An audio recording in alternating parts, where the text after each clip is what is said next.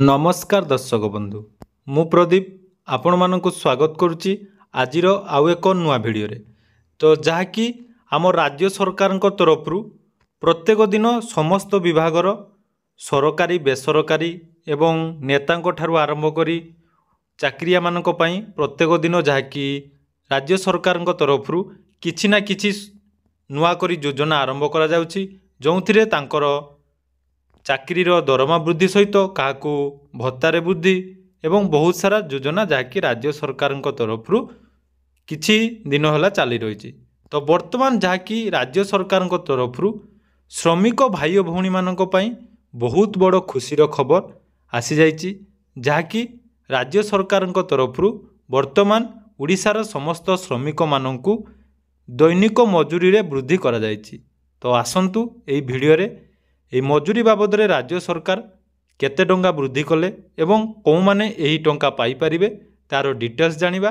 ତା ପୂର୍ବରୁ ଯଦି ଚ୍ୟାନେଲକୁ ପ୍ରଥମ ଥର ଭିଜିଟ୍ କରୁଛନ୍ତି ଭିଡ଼ିଓକୁ ଲାଇକ୍ କରିବେ, ଚ୍ୟାନେଲକୁ ସବସ୍କ୍ରାଇବ୍ କରିବେ ଏବଂ ପାଖରେ ଥିବା ବେଲ୍ ଆଇକନ୍କୁ କ୍ଲିକ୍ କରି ଆଗକୁ ଆମ ଚ୍ୟାନେଲ ମାଧ୍ୟମରେ ବହୁତ ସାରା ନୂଆ ନୂଆ ଅପଡେଟ୍ ପାଇପାରିବେ। ତ ଦେଖନ୍ତୁ ଯାହାକି ମୁଖ୍ୟମନ୍ତ୍ରୀଙ୍କ ବଡ଼ ଘୋଷଣା ବଢ଼ିଲା ଶ୍ରମିକଙ୍କ ସର୍ବନିମ୍ନ ମଜୁରୀ जानतु केते टंका बढ़िला। तो आज यहाँ देखूँ सकाल जो ये आज आमर 1:49 समय जहाँकि राज्य सरकार तरफ घोषणा कर दिखाई। तो देखूँ राज्य सरकार आज सबु वर्गर श्रमिकों पाई सर्वनिम्न मजूरी वृद्धि करिसेंती। अणकुशली अर्धकुशली कुशली एवं उच्च कुशली श्रमिकों दैनिक मजूरी रे वृद्धि नहीं राज्य सरकार निष्पत्ति नहीं।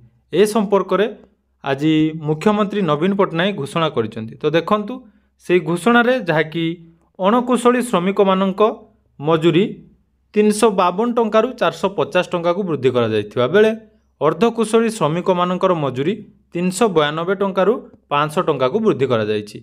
तो जानिथिबे जो माने राज्य सरकार को अंडर रे कुशली अर्धकुशली एवं अणकुशली श्रमिक मानकर जहाँकि दैनिक वेतन बा दैनिक मजूरी वृद्धि करा जायछि। सेहीपरि कुशली श्रमिक मानकर मजूरी 442 टंकार वृद्धि हुई 550 टंकार पहुँची।